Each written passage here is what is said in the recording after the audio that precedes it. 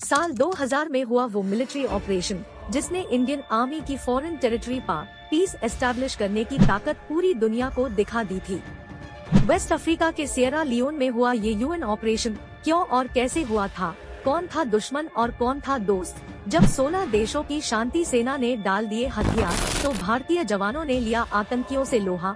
आइए जानते हैं ऑपरेशन खुखरी की रोमांचक कहानी इस एपिसोड में। आज से 19 साल पहले जब 16 देशों की शांति सेना ने रेवोल्यूशनरी यूनाइटेड फ्रंट RUF के आतंकियों के आगे घुटने टेक दिए थे, तब सिर्फ भारतीय सेना ही थी जिसने 150 आतंकियों को मार गिराया था, जिसमें एक फौजी शहीद भी हो गया था।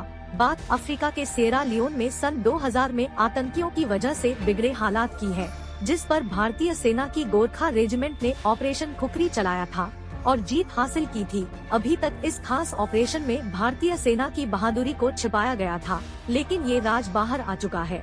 ये खुलासा ऑपरेशन खुखरी के कंपनी कमांडर रहे मेजर जनरल राजपाल पूनिया ने किया है। उन्होंने इस ऑपरेशन पर अपनी बेटी दामिनी पूनिया के साथ ऑपरेशन खुखरी नाम से किताब लिखी है। शांति स्थापना के लिए गई थी 17 देशों की टुकड़ियां।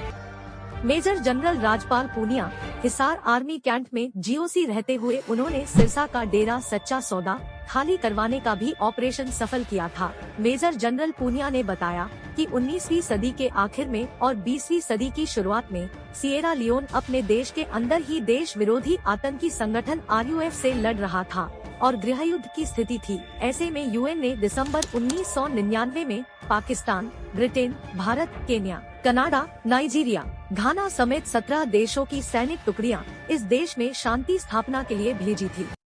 केन्या की टुकड़ी की फायरिंग से बिगड़ी बात। पूनिया के अनुसार RUF के आतंकी शांति सेना के आगे सरेंडर करने ही वाले थे, लेकिन केन्या की एक टुकड़ी ने उन पर फायरिंग कर दी। इससे 16 आतंकी मारे गए और पूरा मामला बिगड़ गया और आतंकियों ने वहां पर आई सभी 17 देशों की टुकड़ियों को घेर लिया। आतंकियों ने कहा कि अपने हथियार और सामान छोड़कर यहां से निकल जाओ। आतंकियों के इस प्रस्ताव को 16 देशों की टुकड़ियों ने मान लिया, लेकिन भारत के सैनिक इसके लिए तैयार नहीं हुए। 1.5 महीना घिरे रहे, 15 दिन भूखे रहे, तो बचा था एक ही रास्ता, अन्य देशों की टुकड़ियों के हथियार डालने के बाद भारत के 222 सैनिक और अन्य देशों के 11 सैन्य सुपरवाइजर समेत 233 लोग घने जंगलों में आतंकियों के बीच घिर गए। उनके पास 2 वक्त का पूरा खाना भी नहीं था। ऐसे में दिन में एक बार खाना खाकर पूरी सैन्य टुकड़ी जीवित रही। आतंकियों के साथ बार बार बैठक हो रही थी और वो हथियार डालने की बात कर रहे थे, मगर भारत के सैनिक हथियार डालना नहीं चाहते थे। 60 दिन बाद जब सेना का खाना खत्म हो गया तो उनके पास युद्ध के अलावा कोई चारा नहीं बचा। अटल बिहारी वाजपेयी ने दी ऑपरेशन खुखरी की परमिशन।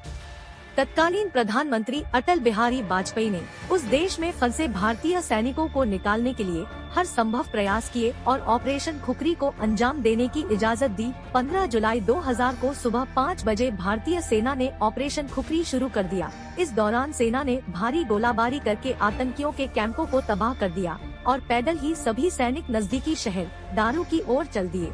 2 दिन तक चले इस ऑपरेशन में करीबन 150 RUF आतंकी मारे गए और एक भारतीय सैनिक हवलदार कृष्ण कुमार को शहादत देनी पड़ी। ब्रिटेन के सैन्य सुपरवाइजर को बचाने के लिए ब्रिटेन के 2 चिनूक हेलीकॉप्टर सिएरा लियोन के जंगलों में आए और ब्रिटेन के सैन्य सुपरवाइजर सहित कुछ घायल सैनिकों को साथ ले गए। इस ऑपरेशन में आतंकियों की हार के बाद सिएरा लियोन में शांति की स्थापना हुई। मेजर जनरल पूनिया ने बताया कि ऑपरेशन सफल होने के बाद तत्कालीन रक्षा मंत्री जॉर्ज फर्नांडिस भी सैनिकों से मिलने सिएरा लियोन पहुँचे। तिरंगे और हथियार से प्रेम के कारण सफल हुआ operation Khukri. Major general Rajpal Punia ने बताया कि एक सैनिक को 2 बार ही तिरंगा मिलता है, एक बार सैनिक की शहादत पर, तो दूसरी बार जब सेना की टुकड़ी बाहर किसी देश में ऑपरेशन पर जाती है। अगर यहाँ पर उनकी रेजिमेंट हार मान लेती तो तिरंगे का अपमान होता, जो हमें मंजूर नहीं था। इसी तरह हथियार भी एक सैनिक का सम्मान है जो कभी झुक नहीं सकता। इसी प्रेम के कारण उनकी रेजिमेंट वहाँ पर टिकी रही और जीत